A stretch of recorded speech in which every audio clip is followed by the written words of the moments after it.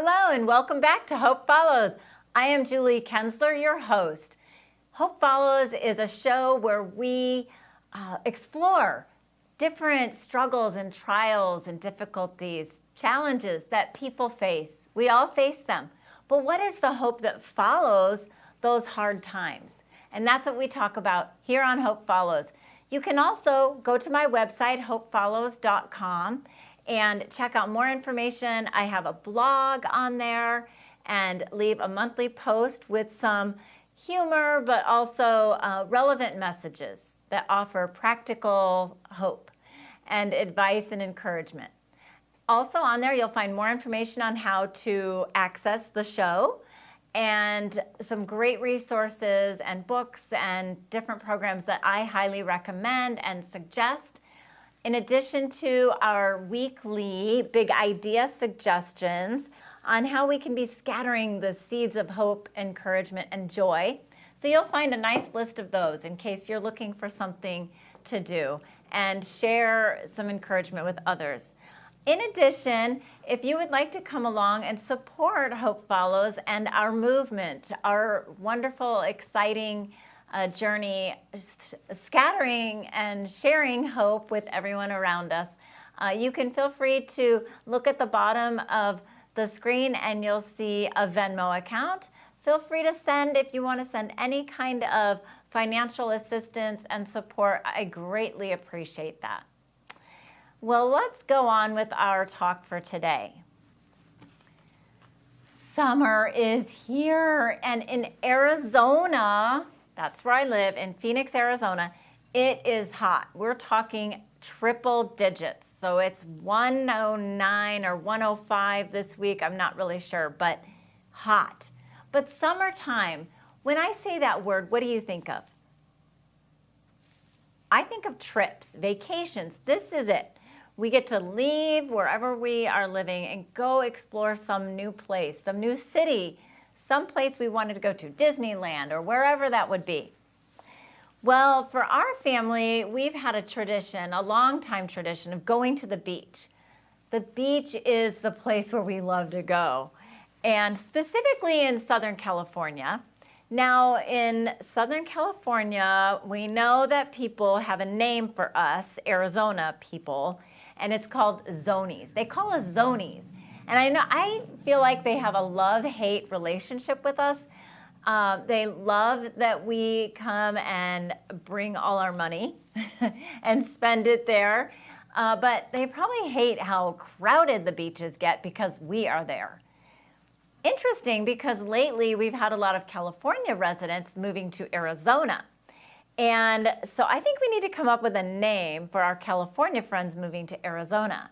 If you have any ideas, you can email me, juliekenzler@gmail.com. You'll see all that information below.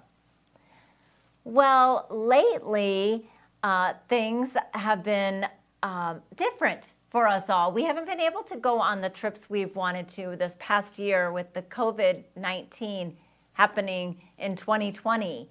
But now things are opening up, and how exciting that we can go on some adventures. Today, I'm going to be talking to you about the waves of grief. And so I want to talk about the ocean. Let's talk about that beach and the ocean. For maybe those of you who love the beach, just like I do, some senses will light up. For example, the sounds of the waves. They're so relaxing, enjoyable. The fresh, crisp, cool air and the breeze, the scent, the salty air and the humidity. It just feels so good. And that sun, the warm sun on our skin. For me, I have naturally curly hair that's really curly.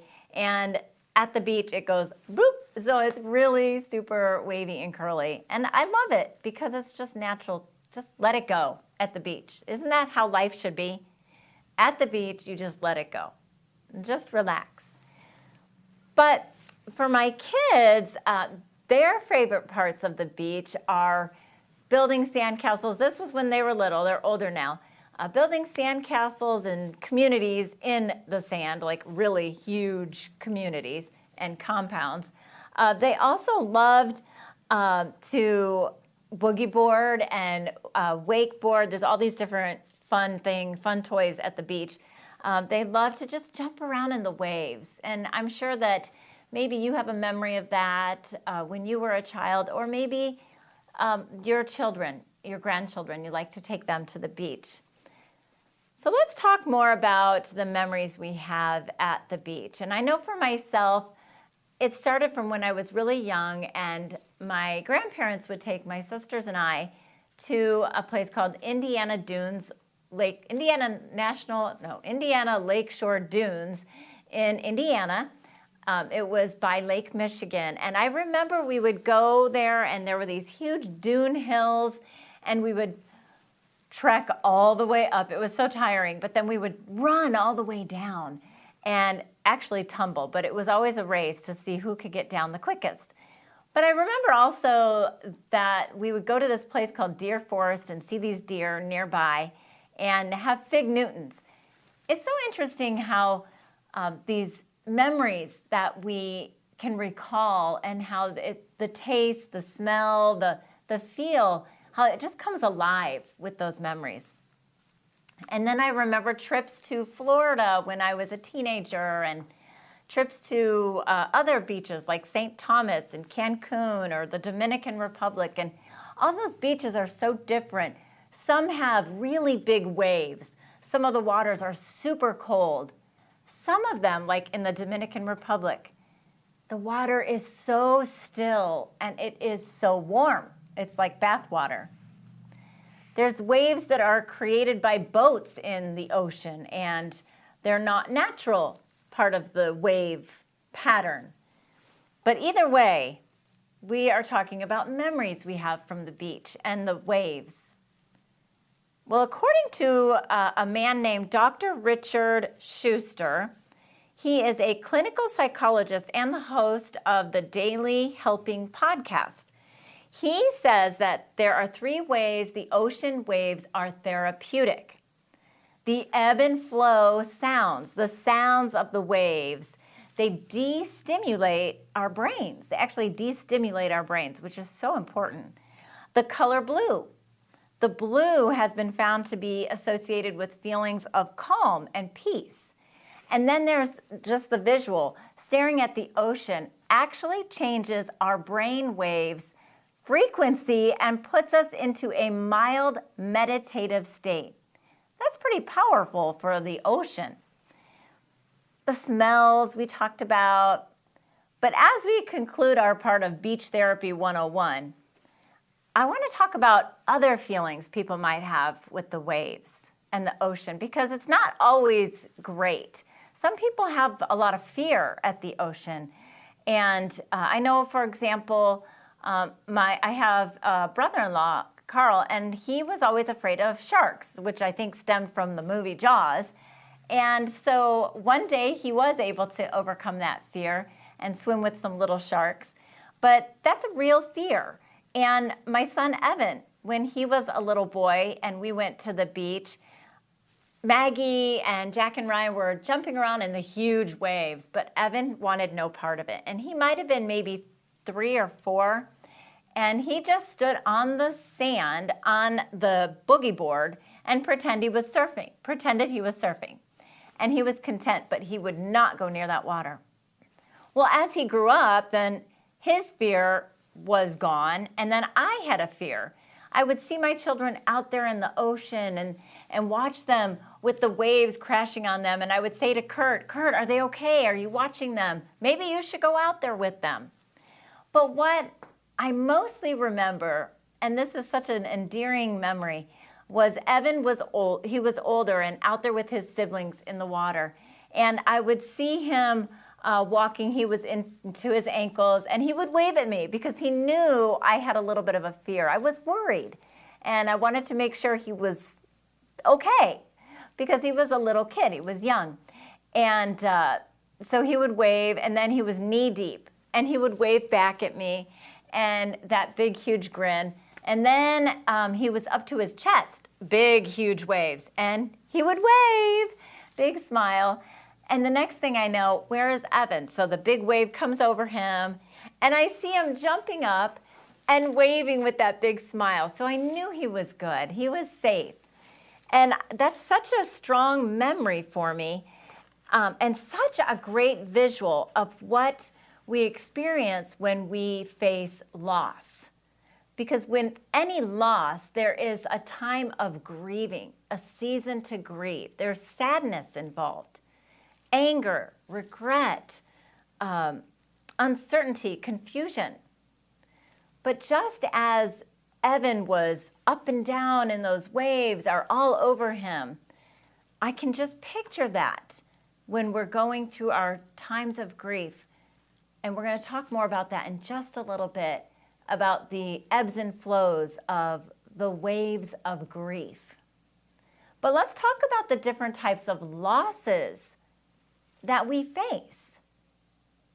There's the more intense loss of losing a loved one, a family member, due to death, a death of a friend, a loss of a long-time friendship for whatever reason, such a close relationship, and then it's severed somehow.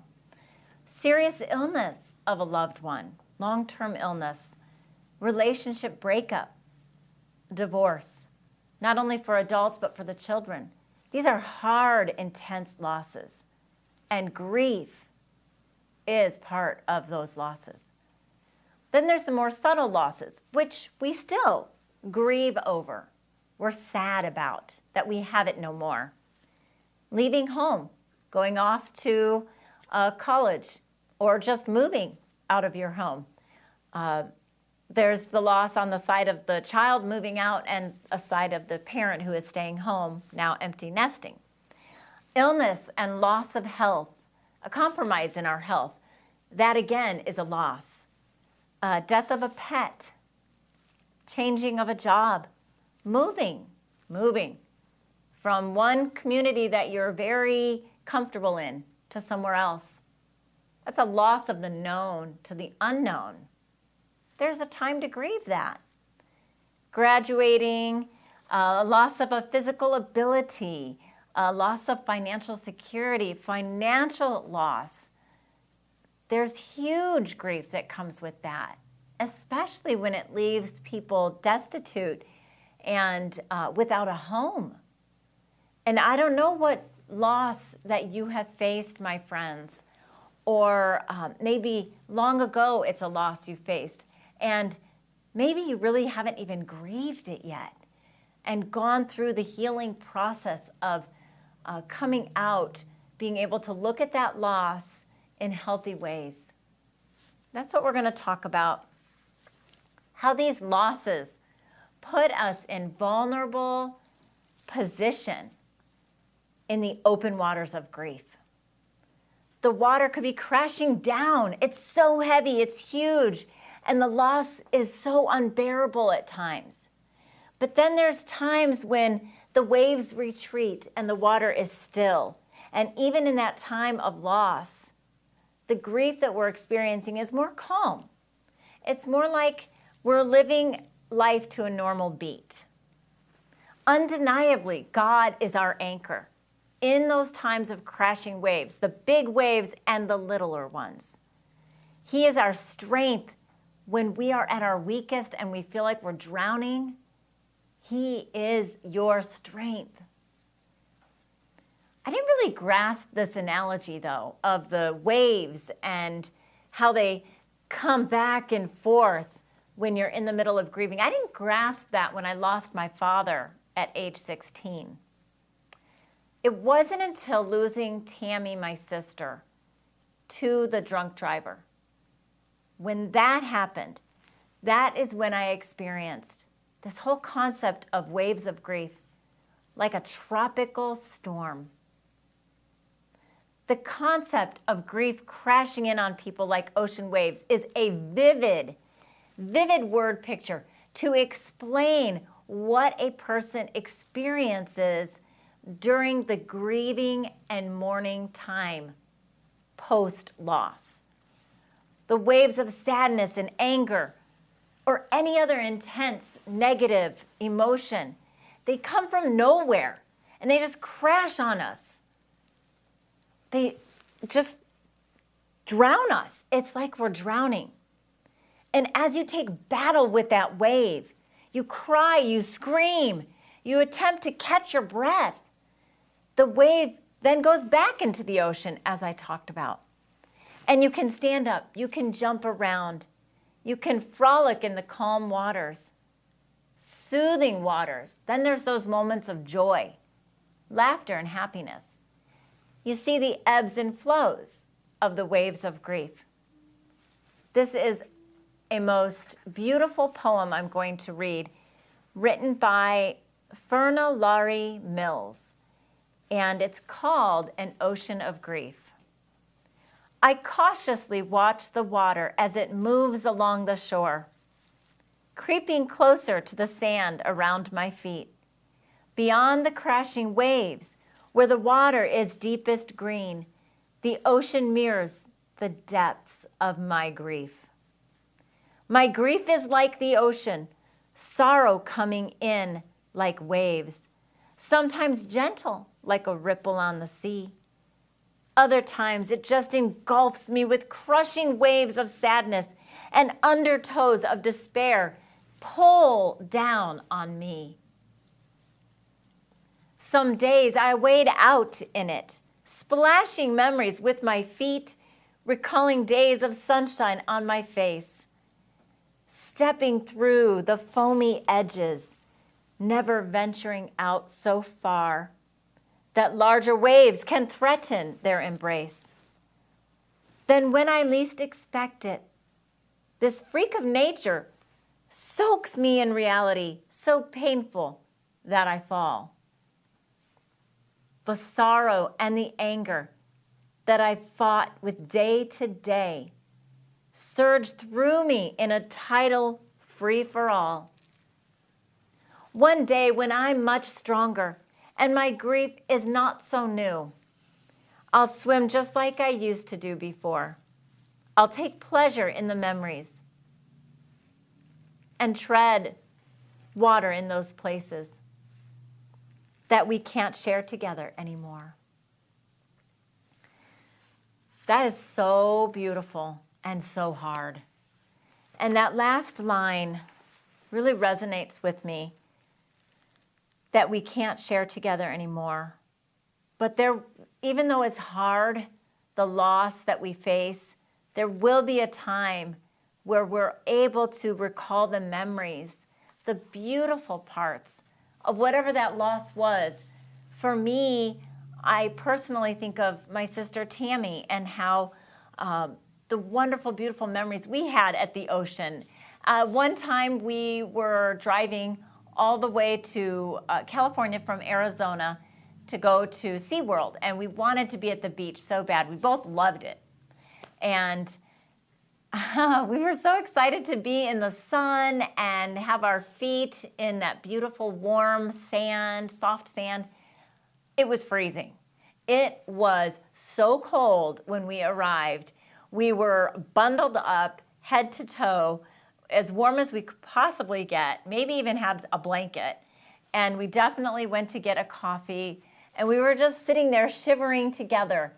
And what a beautiful memory, though, that is for me in my time of loss and losing my sister. And whether it is a job loss, you have been let go, or the entire company has closed down, whatever that loss is, you have every right to grieve that loss, to be sad, to even be confused and not sure what is next. But there will be a point where the waves won't be so huge of grief crashing on you with that sadness and that discouragement. But you'll be in the shallow water, treading it or walking in the water, and you'll be able to recall the fun memories you had at that job, how you grew to be the person you are now. Perhaps you wouldn't have this new job you have, this new career or calling, if you hadn't been in the one that closed a door on you. I experienced being laid off. I was so excited. I was an accountant. I had graduated from college, and this was my opportunity to go out in the business world and just take charge. But within, I believe, 2 years, I was laid off. And I was so wrecked about it because I thought that's what I was going to do. I was going to be with this company for a long time. And after searching what my next was, I became a youth director at a church, which led me to teaching. I couldn't be more grateful for that layoff that caused me to have to pivot my life and get trained in a different vocation. But whatever that loss is for you that you have faced or that you are facing or will face in the future, thank the Lord, thank God for what it has brought into your life. God is so much bigger than us, than our storms, than the waves. Yes, He is bigger than the waves that try to swallow us. He is by our side. He will not leave us. But then there's a new dimension to the grief that we go through, or those we see going through a time of grief that are experiencing loss. How do we best support others who are grieving? What do we say? What do we do? I remember when I lost my father, and it seemed like I had some friends who reached out more to me, and then I had friends who reached out less. And of course, I'm never angry about that, but I think they didn't know what to do. They didn't know what to say. Well, I have some ideas for you, because undoubtedly, you are going to come across people who face loss. It's part of our life here on earth. And here are some suggestions. Be a good listener. I had a friend who sat with me by a pool. We went to a hotel resort just to sit by the pool so I could tell her about what had happened with my sister, Tammy, and just talk. And I remember she just sat there with me, and we may have even held hands. Another friend held my hand at church and listened to me, whatever I needed to say. Be a good listener. Ask about their feelings. How are you feeling? Just sit with them. Share your feelings of maybe a loss you had that was similar. Remember the loss. Talk about it. Share memorable stories. Ask to look at pictures. For people who have lost loved ones, we love to share about our loved one. Don't be afraid to ask about them. Please don't be afraid. Make a phone call. Just pick up the phone. Now we can text, but call that person. You know they moved. They're in a whole different part of the country than they're familiar with. They're experiencing something new, which is exciting, but then there's the loss of what they don't have anymore, the familiar. Maybe they've left family behind. So give them a call, send them a card, encourage them. Acknowledge the pain. Absolutely. Let them feel sad. Be available when you can, and never minimize the grief. Never minimize that. There is another beautiful poem called To One in Sorrow by American poet Grace Noll Crowell. And she wrote, "Let me come in where you are weeping, friend, and let me take your hand. I who have known a sorrow such as yours can understand. Let me come in. I would be very still beside you in your grief. I would not bid you cease your weeping, friend. Tears bring relief. Let me come in and hold your hand, for I have known a sorrow such as yours and understand." This is a woman, Miss Grace, who experienced loss herself. She was hospitalized after giving birth to her first child, and was left immobile for a time in her life. and began to write. She wrote over 5,000 poems. That poem again is To One in Sorrow. And now I'd like to pray. Oh, dear God, we face loss. We have faced loss. We will face loss. But help us to not be afraid of it, Lord.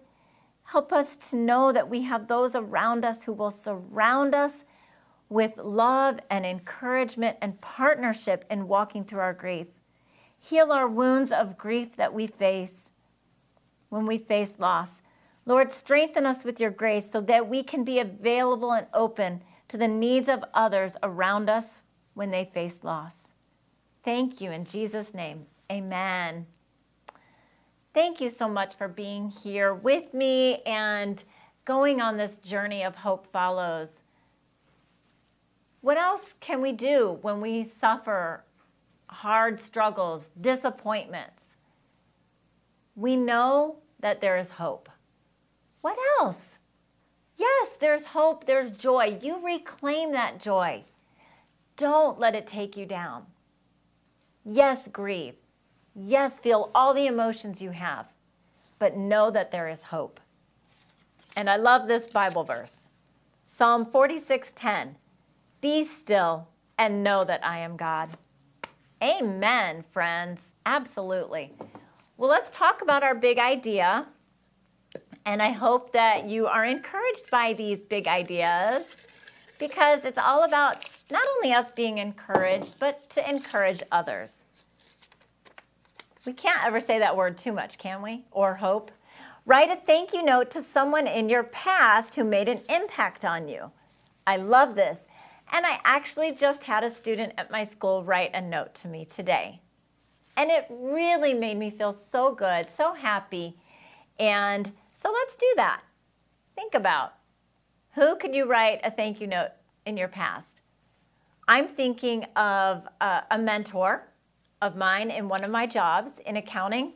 Somehow I'm going to find how to send a note because I think I need to be grateful for that and send it. Thank you so much for being here. Hope follows, everybody. Don't forget that.